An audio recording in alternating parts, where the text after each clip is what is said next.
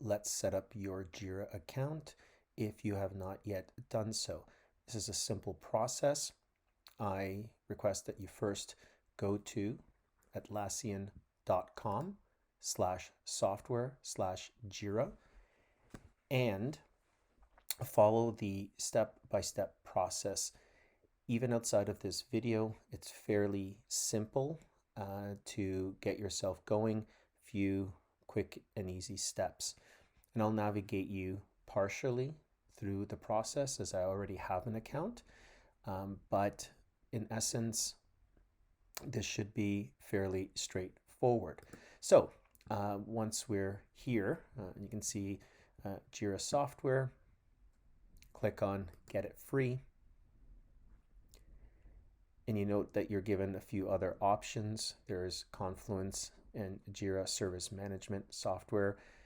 This is not required at this point. However, if you would like to expand on your skills and understand some of these other capabilities, you're more than welcome to. At this point, assuming that it's going to be Jira software on its own for project and issue tracking, click Next. And you'll be brought to a screen that will be similar in nature. Now here's where you will put in your work email. Since most of you are part of the George Brown community, you may be interested in using your George Brown email account. My recommendation would be to use your Gmail account. And if you're not comfortable using the current Gmail account, maybe set up a secondary Gmail account that will be for the purposes of initiating your Jira account. Once that's put in, and you can see here, this is what I'm utilizing, then what you can do is have the assigned site name for your project. You don't have to receive promotional materials, so you don't have to click on that. Agree, and as simple as that, you are ready to begin using Jira and all of the functionality that Jira offers in managing projects.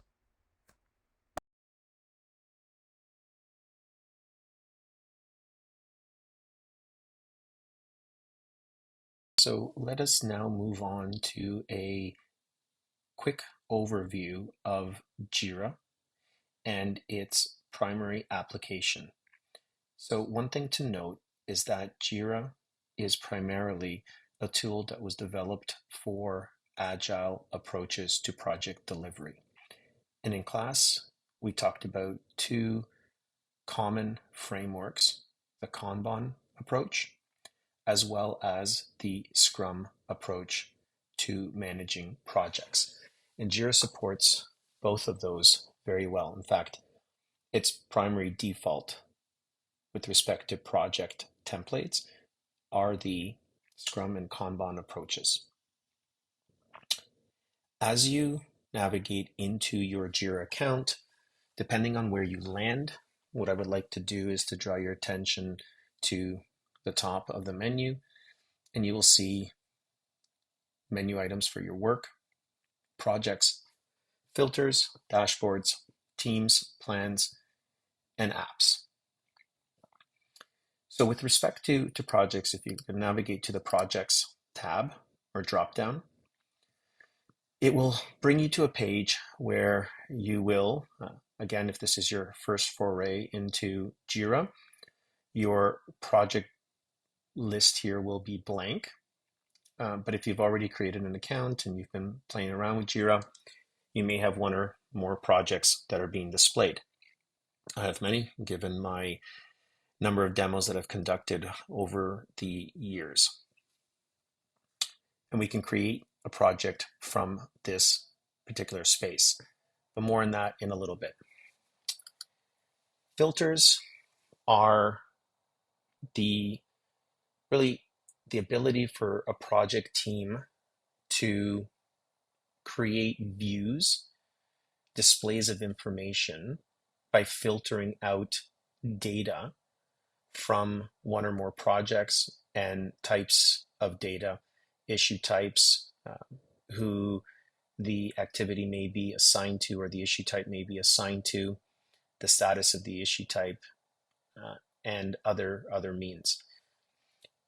Dashboards allow project teams to again utilize filters and to create dashboards that provide a visual indicator of project progress. So, we can use it to create tabular dashboards that provide lists of activities or work that is assigned to a particular individual.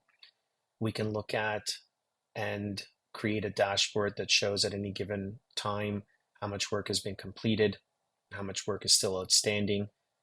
So it gives that type of view and other means.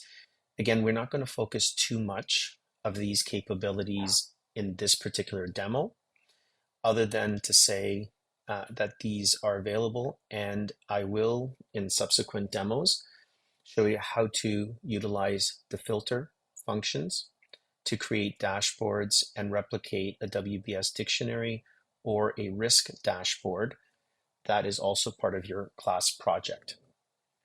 You're able to create teams. For most of you, that's not going to be applicable, but you can create unique teams for each project and apply those teams to those projects, and those individuals that are part of those teams will have access to those projects and those projects only to which they're assigned. Plans is just if you want to upgrade your free plan, which again, not applicable for the intentions of this course. But what is important is this apps drop down.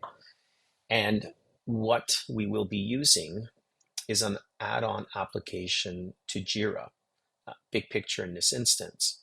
There are others, but BigPicture provides the capability of building a project plan using a waterfall / predictive / traditional approach, or a hybrid approach to project planning, schedule, and delivery.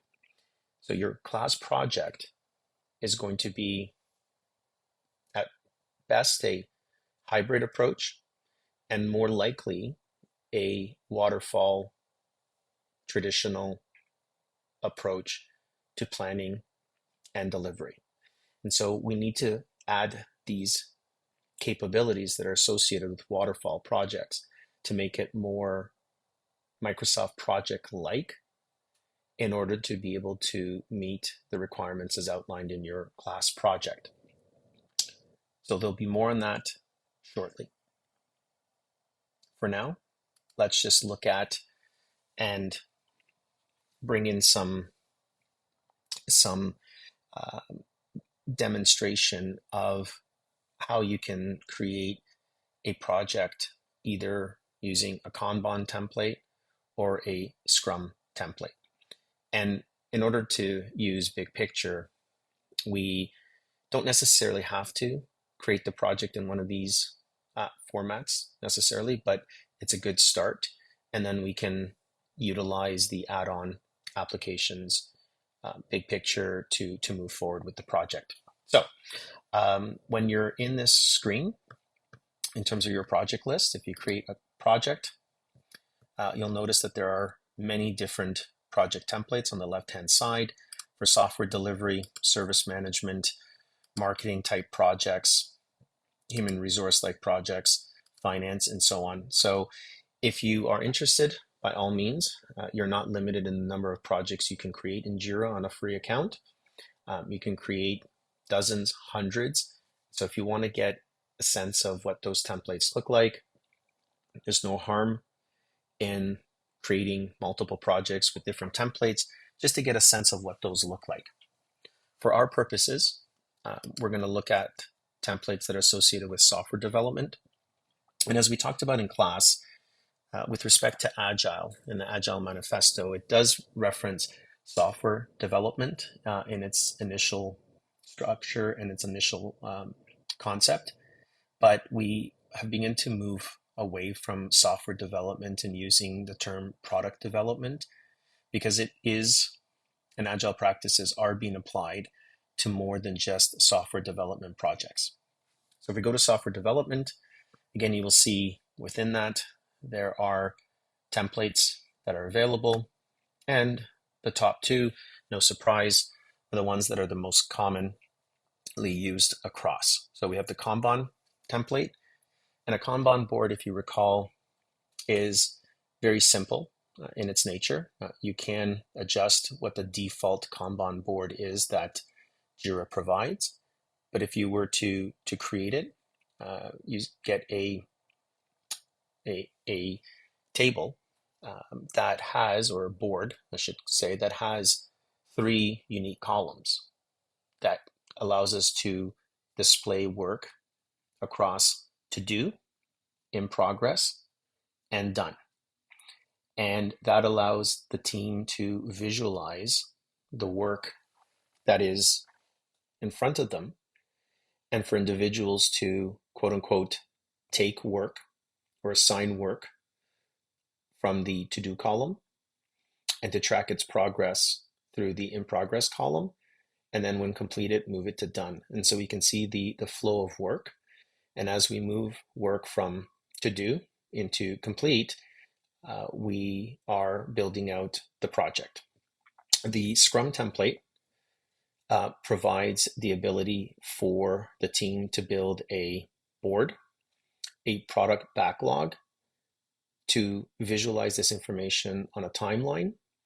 But more importantly, within the Scrum framework, there's a concept of sprints or increments of work. And so this particular template allows us to take a subset of the product backlog, the user stories, and select, as we discussed in class, a scope of work for a particular sprint. That becomes the sprint backlog. And that is the work that the development team, will work on in any given sprint. And within that sprint, you have the board like you do for Kanban, where you can track the progress of each individual user story and its subsequent tasks that need to be completed for that work to be done, or for that user story to be completed. And you can track it across the to do, done workflow.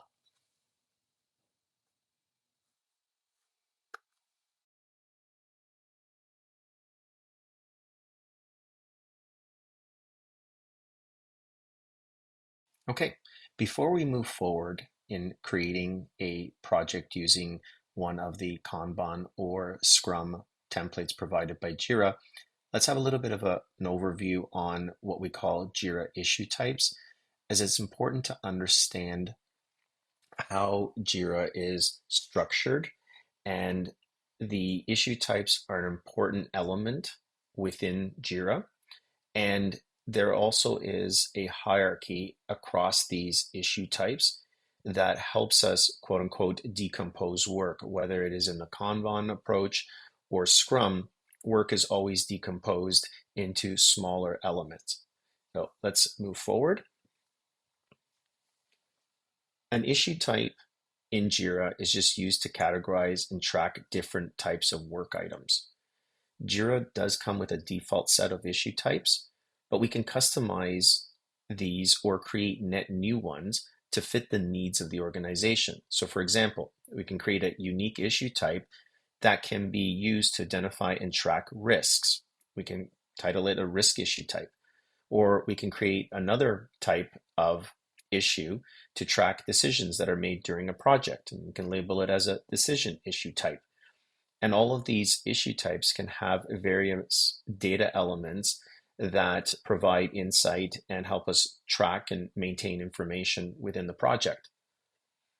Jira comes with a common set or default set of issue types.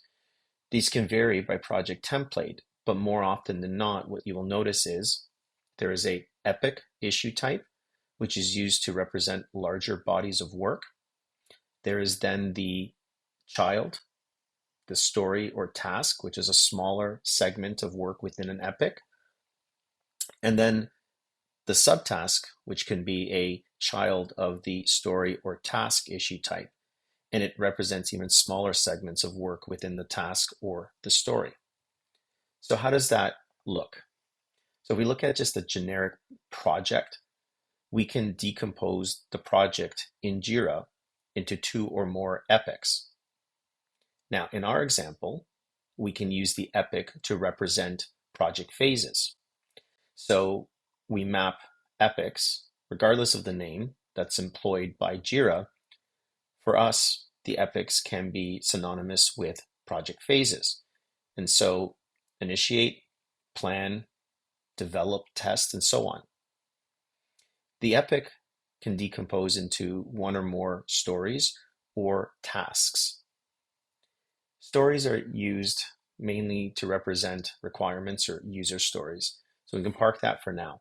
From a project point of view, the task issue type is a subset of the epic. And again, we can map this and utilize it to represent, let's say, the next set of elements within the project. And these could be the deliverables. So project charter, the schedule, the risk register, the video itself. That can then be broken down using the subtask. Again, a task can be broken down into 2 or more subtasks. And we can use subtasks to represent project activities. So create story board, draft script, develop video, edit video, etc. There are some limitations. So Jira proper or the free version, whether you're using a Scrum or a Kanban template, only allows for effectively 3 levels of decomposition. We can't break work down further past the subtask level. If more levels are required to properly decompose work in some parts of the project, then the team must move on to the enterprise version of Jira, which comes with a licensing cost. Organizations can bear the cost of licensing, but for the purposes of our in-class project, this is not suitable. There's also a timeline view within Jira that can provide kinda a Gantt-like table or chart, but it is not, and we'll demonstrate that shortly. It only shows the hierarchy to the task level, and so it doesn't break it down. Even though they exist, it doesn't visually display subtasks, and so it's not a complete quote-unquote Gantt table or Gantt chart. Again, it's not, but it's kind of like that. It's just, it doesn't fully display all the elements of the project.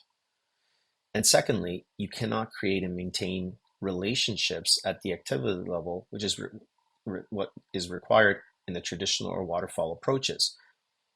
It only allows us to create dependencies at the epic level, and that's a summary task, and that's a no-no when it comes to where relationships are mapped. So in practice, for your project, the requirements that have been laid out in terms of creating a WBS and developing a schedule do require the display of at least 3 levels or more, and the relationships and dependencies have to be at the activity level. So if we can't use Jira proper, then how do we make it more Microsoft project-like? And the answer to that is we use an add-on called BigPicture. There are others as well that give us these capabilities, but we will focus our learning on BigPicture.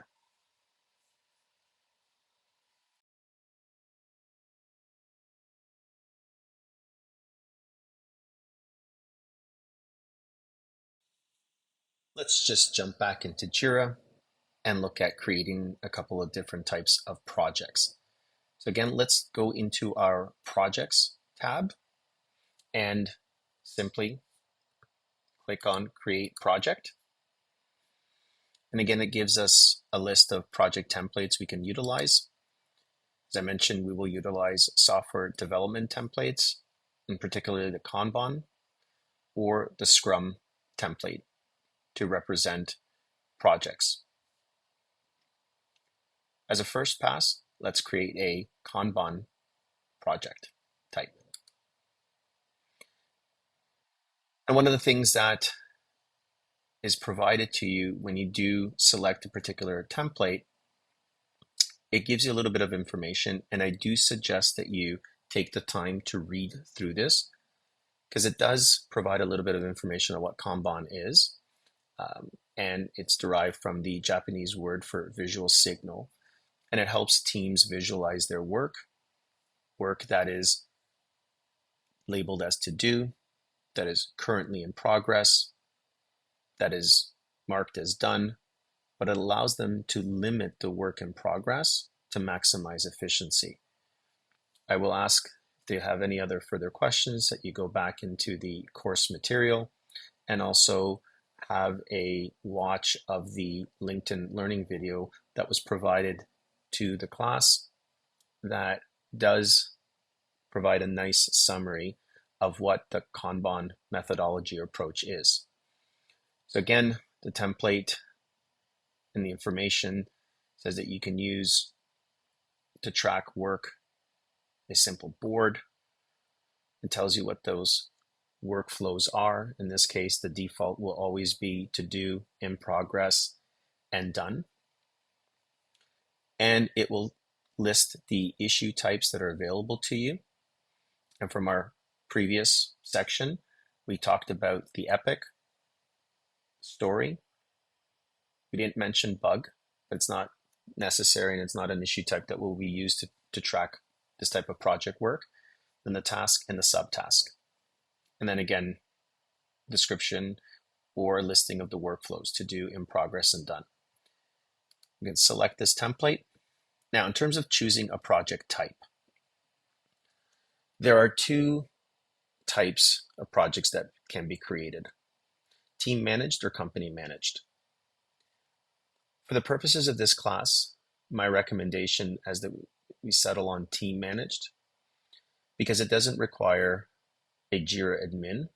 So setup and maintenance would be done by somebody designated within your project team to be that admin. You don't need an admin. What you can do is you can provide access to this project to be maintained by your team in general. And so that's my recommendation. But again, there's no harm if you want to look through each of the types and get a sense for what one does over another. You can create a project, walk through, play around. There are no limits to the number of projects you can create in your version of Jira. And so if you're not satisfied, you can simply delete that project and start over again. So we'll do a team managed project. Now there's additional project details. Give your project a name. For me, it will be just Demo 2024. It provides a key, and all of the issues that are created will start with that key. And it's just an identifier to be able to pull information when you're creating filters across multiple projects. And so there's going to be a key that's assigned to it. You can change that if you're not satisfied with the default, if you would like. However, again, just settle for the default. Hit create next. And just let it do its thing. And voila, the default display is the board. And so again, you see here the workflow of to do, in progress, and done. Now you can add additional columns to manage. So for example, you may want to add a column to park issues that are blocked. So they're not to do, they were in progress. Something is impeding that work. We can't move it to done, but we want to display that something is blocked. So you can do and create a new column for that. If you want to get even more granular and show work in progress, but broke it down by phases, you can create in progress, and you can say that the item is in the initiate phase, and then maybe it moves on into the planning aspect, and maybe into the development, to the test, and so on. There's a lot of customization that can be done in Jira. But for now, I just want you to be familiar that these capabilities exist, and they line up to the theoretical discussions around Kanban boards and how we would utilize them. As I mentioned, there's also a timeline.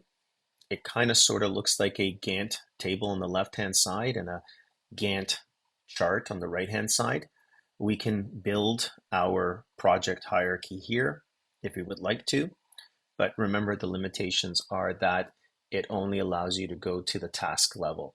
And so it doesn't give you, and it does allow you to meet the requirements of the class project. But adding work is very simple. So we can either do it in the board, or we create an issue, or we can do it in the timeline. And you notice here the default is an epic. So if we wanted to take the approach that I suggested, use epics to represent phases,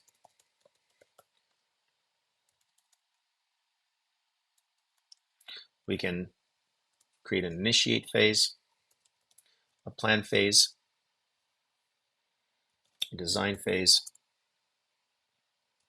develop, test, and implement. And you'll notice again, it uses those key prefixes for each of these items. Now, if we wanted to create child issues like a task, and we want to use this to represent deliverables, then under initiate, we can put in something like team norms. We can add in the planning board and also the project charter.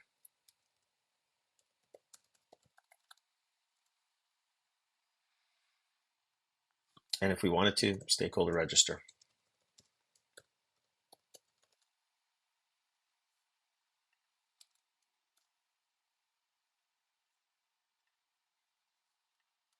Okay. Under plan, we can add in things like the schedule, the WBS dictionary,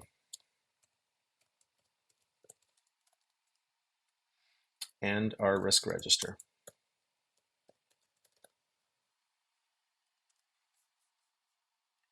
Okay. So what you can notice here is now we can also implement a timeline. So if this work started in, you can see the dates here, January 23rd, we can extend, but the work underneath is not represented in the timeline. So it's not Microsoft project-like, and it doesn't meet the requirements, but we can visualize work. We can also create relationships at the summary level. But again, proper practice, as we discussed in class, is that when we're applying a waterfall approach, and this is not a waterfall approach, this is simply visualizing how the work is organized and where it resides, and if there's any dependencies between the epics or these larger bodies of work, we can represent it on a timeline. If we go back to our board, because this is a Kanban board, what you'll notice here is all of those items, the epics themselves, the tasks themselves are represented in the board. And so now it's the tasks that we execute, and we can simply move those like we do in a Kanban board across to represent a status. And at any given time, we can see what is still left in our to-do list, what's in progress, and what's done. And so we can visualize the flow of work from to do all the way to done.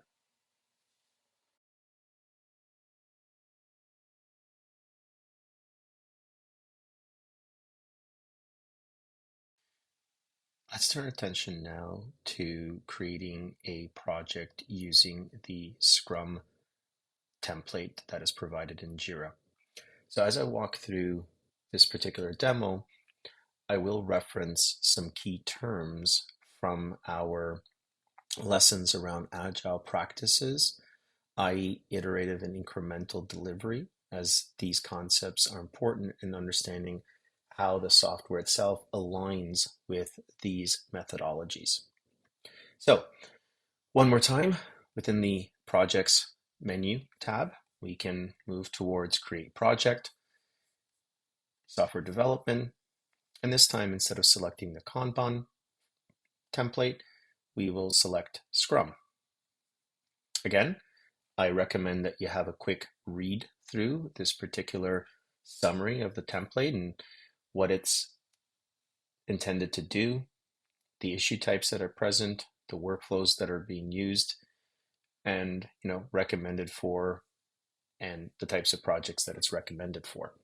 So remember, when it comes to Scrum framework, the intention here is that we have something called a product backlog, which is all of our user stories or requirements that are continuously reviewed and updated, prioritized as per the product owner's intentions. That product backlog serves as a source, as a well, as a funnel for requirements that are selected and form the basis of our sprint backlog, which in essence is the scope of the increment that is being worked on next. And these increments or these sprints continue until we reach a point where there's no value further provided by any development, or the requirements themselves have no further value, and we can bring the project to a close. So again, it utilizes the concept of sprints to break down large complex projects into bite-sized pieces of value. You work and plan through a backlog. You organize work into cycles or sprints, and you can get a sense of how fast you are completing the work by understanding something called team's velocity. Again, you can learn about agile metrics, you can learn more about sprints, you can learn more about the backlog. So take advantage of these additional resources and additional references to help solidify your knowledge of what we mean by Scrum frameworks. So let's use the template. Again, let's do a simplified configuration and a team managed template. And it asks us for a project name. Here we can label it again, Demo Scrum 2024. And it gives me a default of DS2, and that's good enough. We'll use that again. You can change it, but more often than not, I just accept the default key that's provided to me. I'll move forward to creating the project. And once we get in here, you'll see a few things that are the same as the previous Kanban framework default, as well as a few other items that are unique to the Scrum. So if we look at this, there's still a concept of timeline and a board, but we do have this new element backlog. And this is where we can identify all of our activities or all of our requirements. And so we can build this backlog. Okay, this is within the sprint, but this is our backlog for the project itself. Okay, and we use tasks. And again, here it would be develop project charter as an example. Find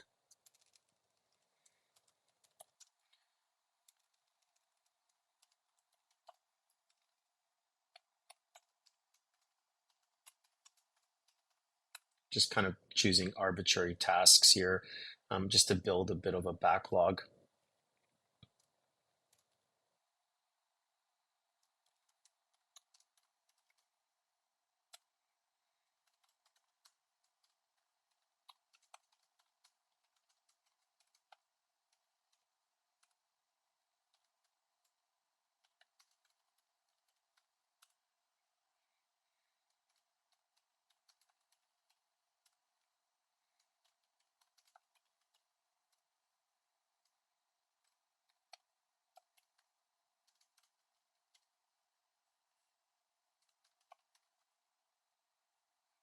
Again, just some arbitrary tasks that are somewhat related to your project, but are not fully representative.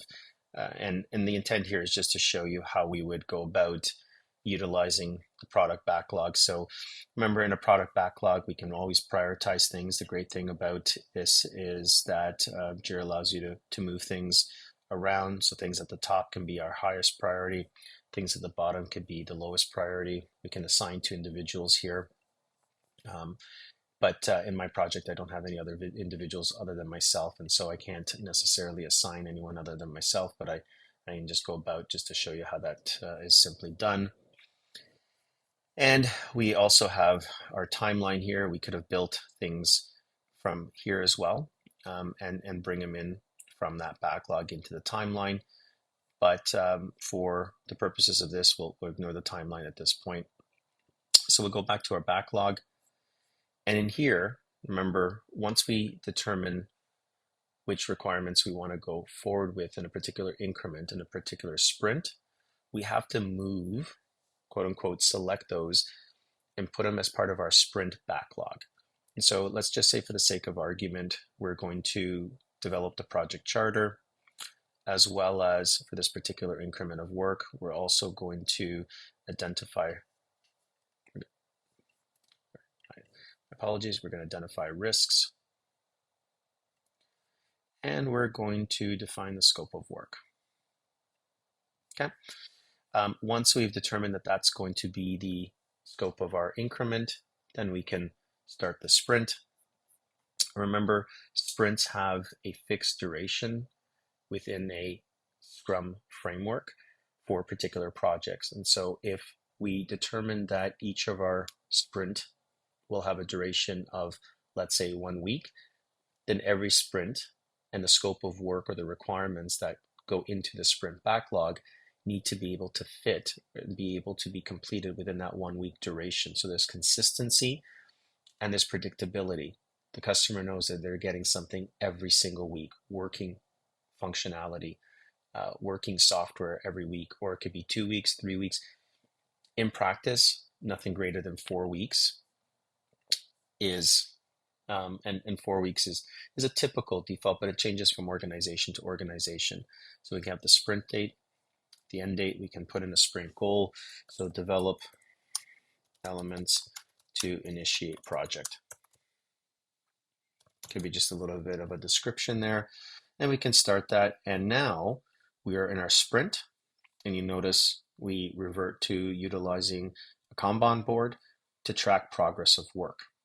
We can go into these elements, and if we need to break them down further, we can create children issues in here, so kind of further break down the scope of work. So and develop a project charter, well, maybe what we need to do is list objectives. And maybe we also have to be able to develop milestones for the schedule. And some other things that are part of a project charter can be, for example, identify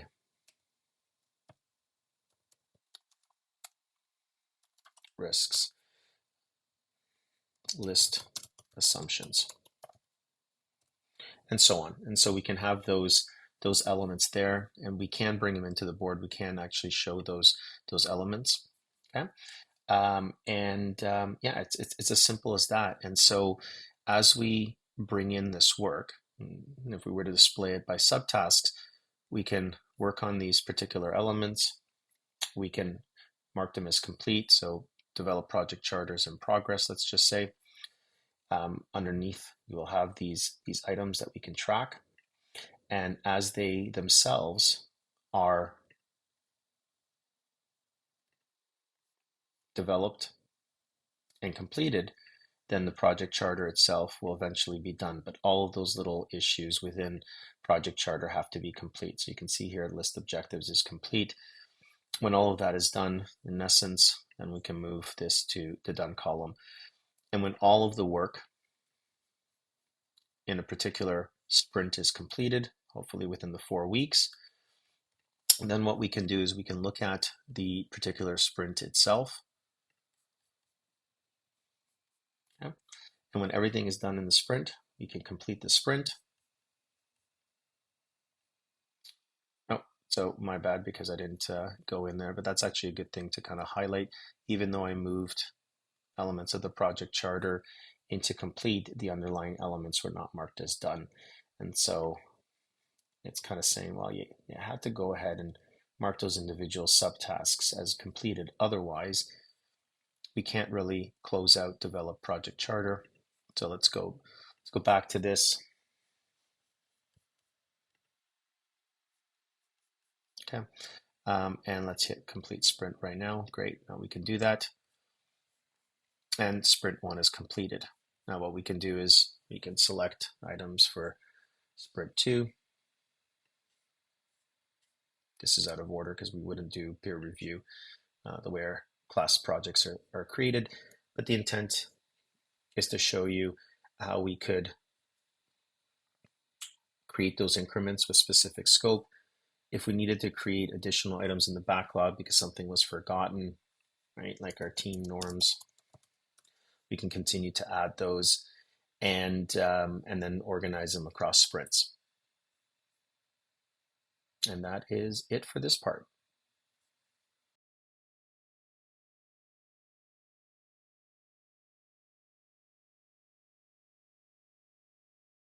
I mentioned earlier that for the purposes of our class project, we need to employ a traditional waterfall or predictive approach to our scope development and our planning, or a hybrid approach, which is primarily waterfall, but we may look at utilizing a incremental or iterative approach to the development of the video itself, the product.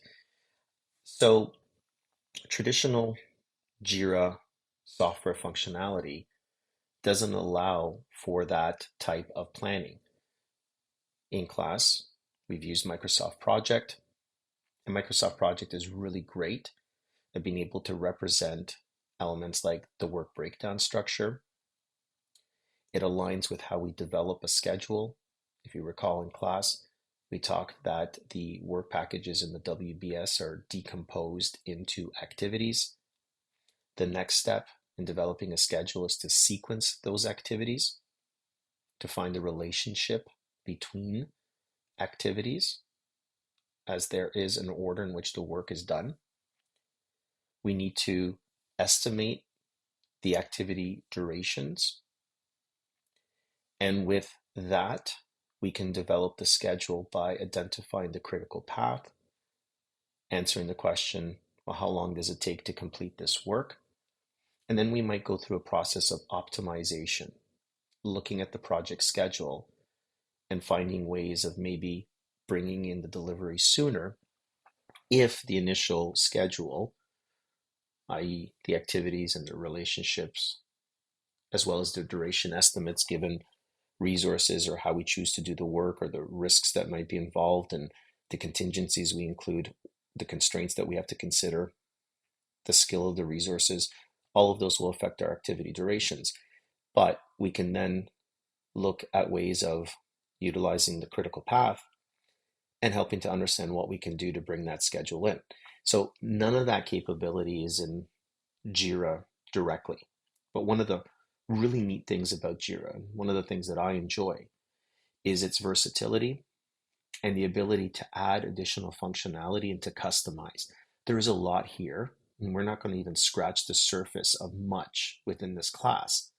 But I hope to give you a bit of a foundation and pique your curiosity, and that as you see some of these things, you continue to, on your own, and again, one of the good things about Jira is that it's free, and you can continue to just explore. And this is a tool that's used industry-wide. More or less, you are going to encounter the use of Jira somewhere in your career.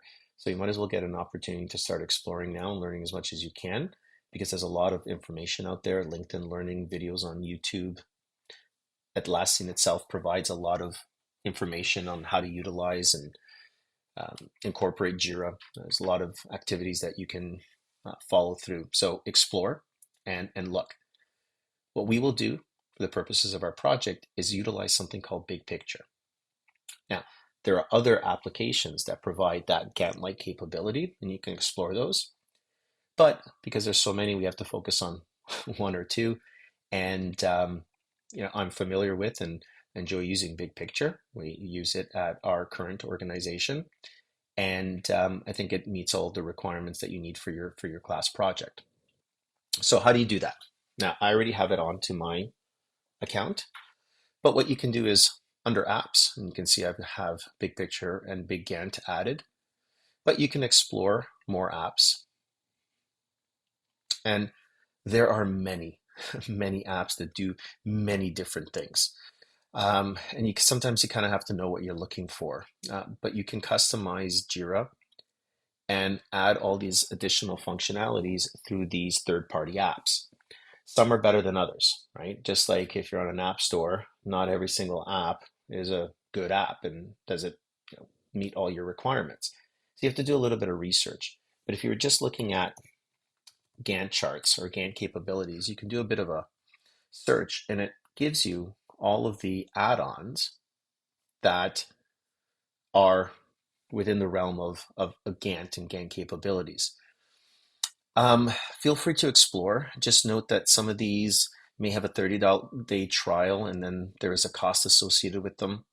And some of them might be really, really good in terms of their functionality and not necessarily good in other areas. There's a description. You can look at all of them. For example, if I were to look at this particular one, it says it's a bestseller. It gives you a little bit of information. If I want to know a little bit more about it, I can click. Often there's a video associated that kind of runs you through the functionality if you want to have a look at that. It shows you how you can create Gantt charts and visualize projects so you can begin to see that kind of Microsoft projects-like structure where on the left-hand side you have Gantt tables and then the visualization of the tasks and the relationships across those tasks. And if you can show the critical path, that may or may not always be part of the Gantt software. And it tells you that you can try it for free, and then it's $10 after the 30-day trial. Okay, so there is a pricing, and it says here this estimate is customized for a monthly plan of 1 to 10 users at US dollars, 5 per user per month. So there is a cost associated with this one. So after 30 days, you'll have to pay to continue using it. So it may not be, for the purposes of this class, something that you would be interested in. So maybe not that one. The reason I do suggest BigPicture, and I already have it added on, but we can see over here, is that it is free, even past the 30 days, as long as your Jira account doesn't go above 10 users. If you're interested in kind of determining what might be a good tool to try, is look at the number of installs. That would probably give you an indication that's fairly popular. I mean, I know there's some spotlight and bestseller tags that are also associated with it, but you can have a look at each one. And unfortunately here, because I already have it installed, you can't see that, but on your version, if you do click on it, you will see that it is free, and it will be free in perpetuity, or at least until they change things for up to 10 users. So you can go ahead and add that. Now again, because I have it already added, and some of these, the way that you would simply do it is just try for free. And this one, WBS Gantt chart, it actually says it's $0 even after the 30-day trial, as long as you are on the 1 to 10 user plan on Jira. So again, some of them will be free for 30 days, and some of them will be free past the 30 days. So because of the requirements of this project, you need something that's not going to disappear on you in 30 days, given the fact that we have at least another 2 months. We have to be able to have that work submitted and evaluated. So you certainly don't want to put yourself in a position. So all you need to do is hit try it for free or add, and that functionality gets applied. And so if we go back to my projects and we were to create a project, you will see, and I'm just going to go into one of my previously created projects. Once you add that functionality and you create a project, on the left-hand side, you will see the projects and the applications that are available to you.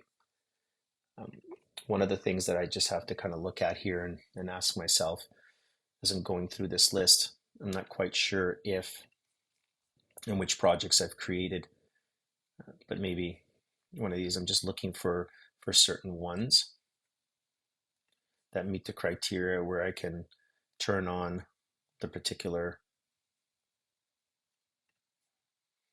project and show you what it might start to look like. So I can hit BigPicture there. Sometimes it comes up immediately, sometimes it doesn't. Just give it a few seconds and I can create a hybrid, classic, or an agile project, and we'll go through the steps on how to do this and how to utilize it in the next section.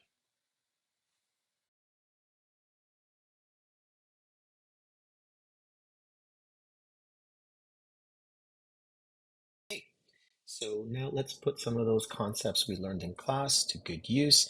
We're going to use BigPicture to develop our work breakdown structure, and we're going to develop a simple schedule using functionality of activity definition, relationship, i.e. sequencing the activities and estimating their activity duration, and then showing the critical path.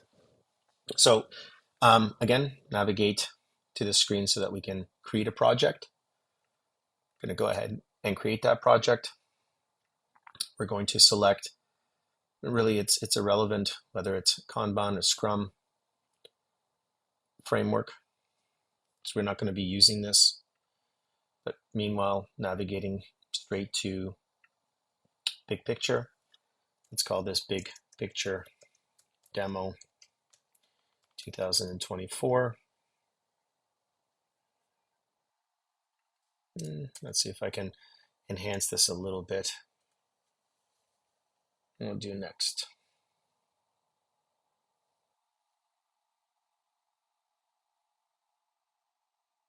Okay, let's navigate to BigPicture.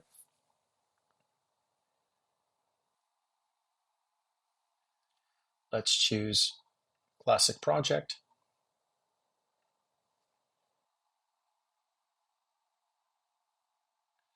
And now we're going to begin creating our work breakdown structure.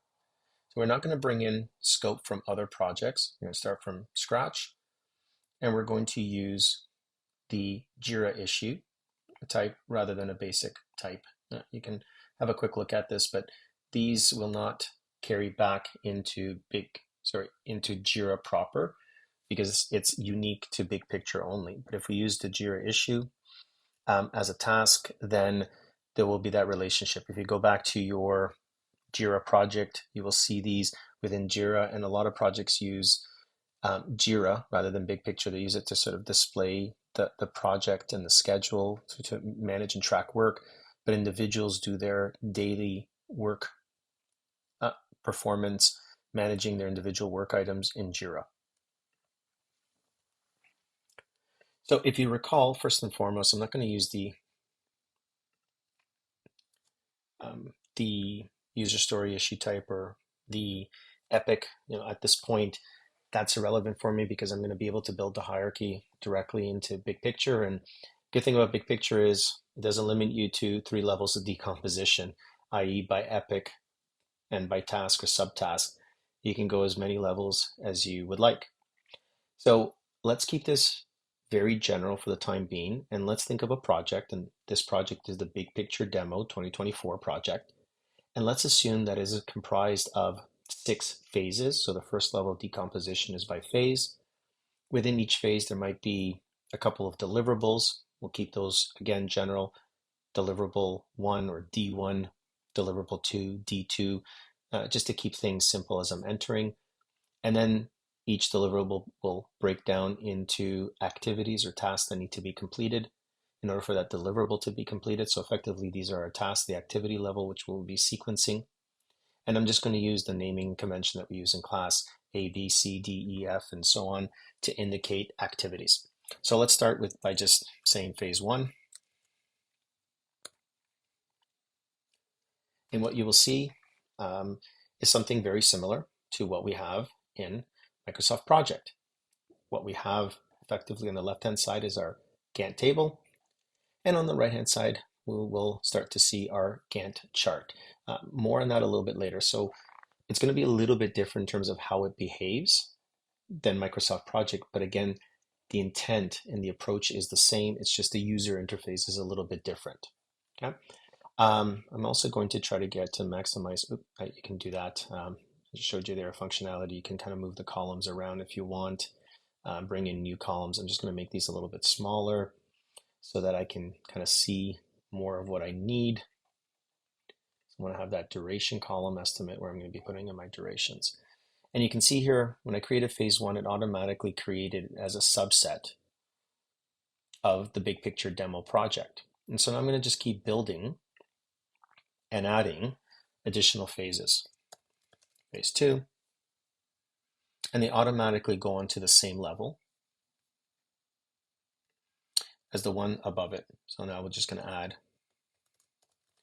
phase three. And maybe I won't go into 6 levels. So I think you'll get the intent here. And let's do one more. Why not? Okay.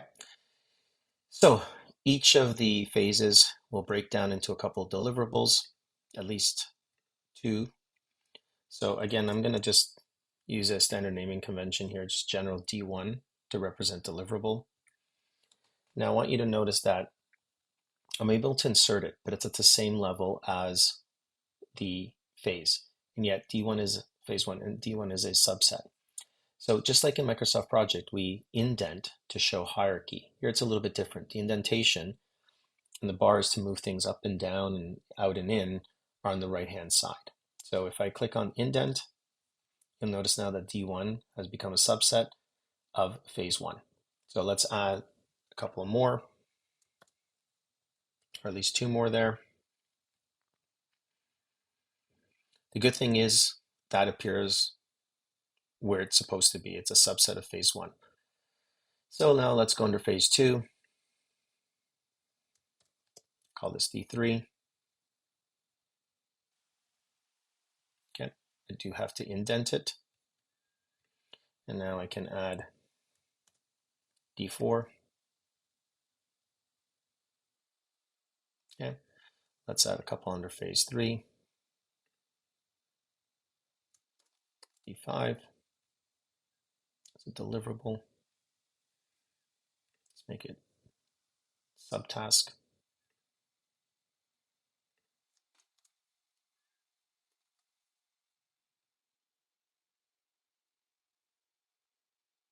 Okay, and just for completeness, let's do D7.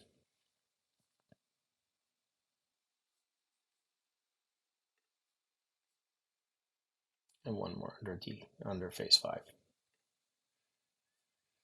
Call it D8.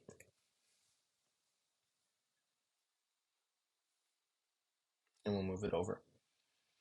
So a couple of things. There's a lot of functionality within Jira, and each of the issue types allows you to capture a lot of information. There's a lot of attributes for these particular issue types. So if I were to click on that, what happens is you notice it sort of brings me into that particular item. And in this case, that was phase 1. And we can even add child issues here. We can link issues. We can attach documents. So if there's a particular document, it's great for collaboration. You can do so and store a document in here. There's also a description field where you can type comments, describe what the item is. So phase 1 is the initiate phase and will contain deliverables related to initiating a project, i.e. the project charter. So again, we can keep as much information as we want in here. We can continue to add to the description. We can also add comments. If I had other users, i.e. my team members, and I wanted to communicate with them, there might be a particular action, or I'm looking for a status update on a particular item, I can use the @ functionality. Now it's just myself in here, but you can tag them. They'll get an email depending on the email address that they used. Can you provide a status update on this item? And they can, this will send them an email. They can come in here and they can add their comments. So it's really good to keep track of what's happening to collaborate effectively with your team members. There's also history. One of the things that Jira does is it maintains a pretty good audit trail. And so it will be able to tell you who updated what, and you can see I added in here the description. If I were to change that, and I'll show you shortly, if I were to change that, it actually shows that I made an update and what that update went. And so there was none, and this is what it went to. The next update I put in, it'll show that it was from this, and here's what changed. And you can see the delta of things that were changed. And there's other items in here too in terms of the history. So if I go back into just to kind of show you this, say add new line to explain further, just something generic. And if I do that,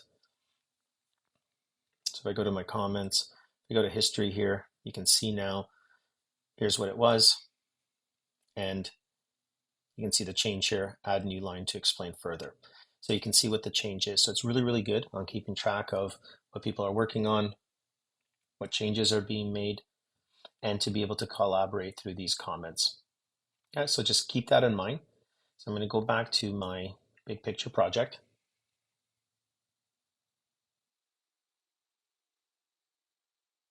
Okay, let's put in some activities now. So under D1, let's use some generic activities like A. And keep in mind, it's going to be in the same level as D1. So we need to move it over. Let's add in B. Good. Sometimes I get too far ahead of myself. Okay, let's add another one in there just so we can have a few to work from.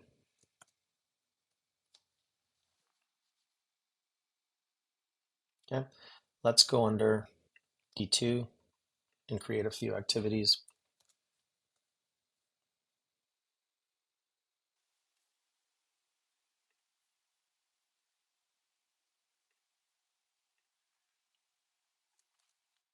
I won't do this throughout every single deliverable across every single phase. The intent is to show you how we can now develop the schedule after we have the hierarchy completed. But just a couple of more. I'll move into phase 2, deliverable 3, add in G.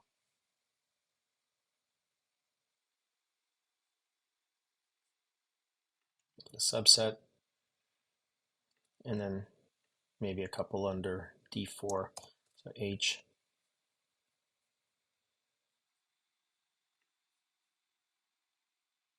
And last one, I. Okay, so I have my hierarchy. Now you notice something a little bit different than Microsoft Project. Well, we're not getting any of the timelines here. So what we can do is by default, we can interact with this a little bit differently than Microsoft Project. So I suggest for the activities, we just kind of hover over there and put in the activities. And you'll notice the summary tasks automatically begin to be populated because those are summary tasks. So really, if we just go down to each activity, by default, it's 1 day, just like it would be in Microsoft Project. Okay. Now, we can do a couple of things that we can't do in Microsoft Project. I can extend the duration in the Gantt, okay?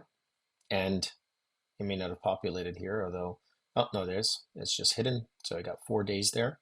And you can adjust your durations simply by moving the bar over to the right or to the left, and the durations should change. So you can do that in terms of activity estimates, or you can go into the field, double click, and then make some adjustments there. Okay, so those are the activity duration estimates. And remember, we also have to sequence. Now, there's a couple of ways of sequencing. I'm just going to kind of make this a little bit more and reduce this. Oops, sorry, I don't want to do that. Again, just move things over a little bit. You also notice we have statuses here, which is good to keep track of the project. I don't need those right now, so I'm just going to cover them up. So now I'm going to start creating relationships. And the good thing is again, unlike Microsoft Project, we can kind of work graphically. So all I did was I grabbed the little sort of circle there and extended it so that it's A must finish so that B can begin. and it put that relationship in there for me, and it automatically adjusted the schedule for B. Now, if I were to just hover over this link here and click on my computer, on my for me on my Mac, it's just a single click. I think it'll be a right click if you're using a Windows device. You can see here that the dependency is end to start. Now, Jira, BigPicture uses a different designation. We've talked finish to start, end to start. It's the same concept, but you notice we can change it here. So you have start to end, start to start, end to end, so end to start, end to end. So if I were to change the relationship here, you'll notice now this is like the same as a finish finish. If I were to again go in here and change it to a start start, change the relationship there, or I'm going to just go back and change it to my end start or finish to start relationship.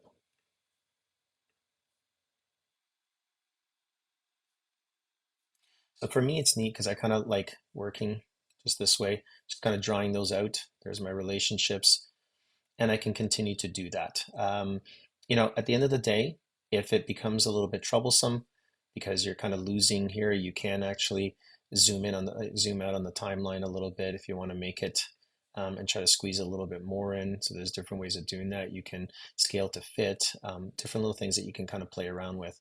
But you can notice here that we're just starting to do that. Well, here I inadvertently created a finish to finish relationship because that was so small. You can technically move it over, or you can just change it so that it's an end to start. Okay. And that is the way now we will continue to build that. So let me just do a couple more here.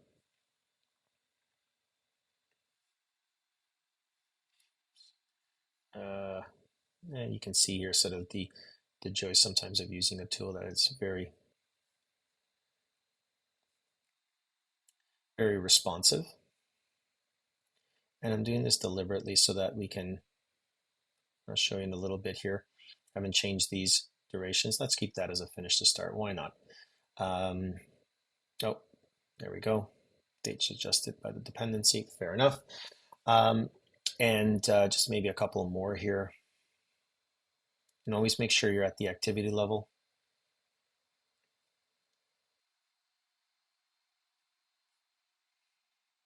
Okay. Let's change the duration on this. Again, I can change it there. I can change it this way. Okay. And actually, maybe I do want to extend it out here. Okay. So let's leave it at that, because what I want to show you is, here are dependencies that we defined. Now, what we want to do is be able to see the critical path. If we had all of our activities identified and the relationships, and then we can see critical path. And here you just go under the little eye icon for view, and there's a checkbox for critical path. And if you click on that, you'll notice based on these relationships, and I don't have everything in here sequenced, but you can see that the critical path activities are A, B, F, and G. So similar to Microsoft Project, we can identify the critical path. And again, this is just like in Microsoft Project, really a bulk of what you would be doing, creating the hierarchy, i.e. the work breakdown structure, identifying the activities that belong to the lowest element of the WBS, the work package, whether it's at the deliverable phase level, doesn't matter. We sequence those activities. We put a duration estimate on each of those activities. And then through that, we can look at and identify the critical path, which tells us how long. So in this case, the overall duration of the project, and this kind of has to roll up into it, and we can put a summary task there that's linked to that. So overall, but I'll finish that afterwards. But what can happen is that the project is now linked to, and it gives us an overall duration estimate. So on that note, the general piece of how to use BigPicture is completed. And now we might look at a few examples in our next part of the video on something that is more closely related to your own project.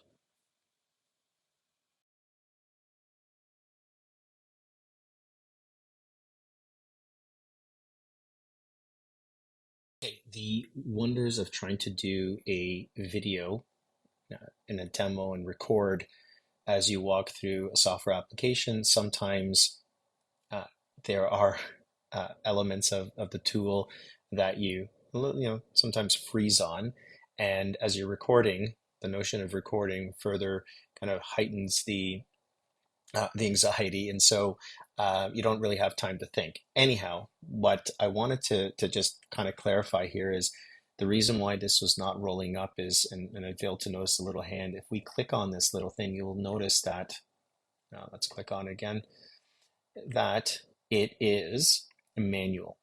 And because of manual scheduling, just like a Microsoft project, it means that things don't roll up. And so we want elements from the bottom to roll up to the top so that we can see the overall duration. So if we just click on that and we hit OK, now you notice that the overall duration is 19 days. Okay, and that because that was the longest path in the network, and we can see that our overall duration is 19 days. So just keep in mind, sometimes the activities, especially the initial activities, may take on that manual scheduling, just like a Microsoft project. And if you don't address it early on, then you can always go back and update it later on and change that mode of operation. In this case, we wanted to take the underlying dates, so we want everything to be rolled up from the bottom to the top because that's what's driving the schedule. So we just, again, click. For me, it's on the mouse pad, and then you can change. And so you do auto bottom up. That means if any date on any of those activities below change, things will automatically adjust. So for example, if I were to change the critical path here, let's just say, since this is on the critical path, let me make it a little bit longer. What should happen, if the demo works properly, is everything rolls up, and now you see that the critical path changed to 21. If I were to, this is not on the critical path, but let's just say I go a little bit beyond that. Let's see what the effects are. It probably will change the critical path in some way, shape, or form. There we go. So it obviously changed the critical path. Those underneath are no longer. And the overall duration is 24. So that concludes the remediation of the last little bit of the previous demo. And I think it also gives you a little bit more understanding of functionality to be able to play around and to further explore.